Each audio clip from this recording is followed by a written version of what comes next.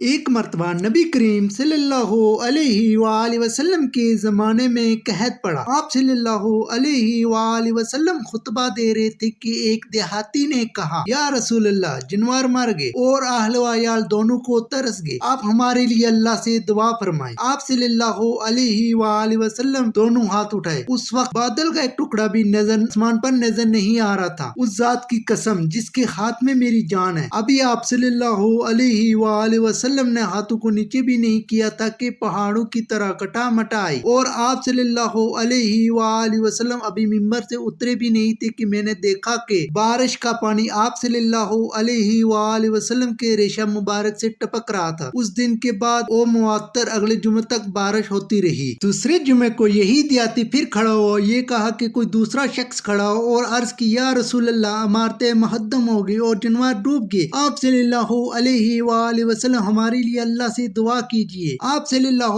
علیہ وآلہ وسلم نے دونوں ہاتھ اٹھائے اور دعا کی، اے اللہ، اب دوسری طرف بارش برسا اور ہم سے روک دے۔ آپ صلی اللہ علیہ وآلہ وسلم ہاتھ سے بادل کے لیے جس طرف بھی اشارہ کرتے ادھر مطالعہ صاف ہو جاتا۔ سارا مدینہ تالاب کی طرح بن گیا تھا اور قنات کا نالہ مہینہ پر بہتا رہا، اور ارد گرد سے آنے والے بھی اپنے یہاں بھرپور بارش کی خبر دیتے رہے۔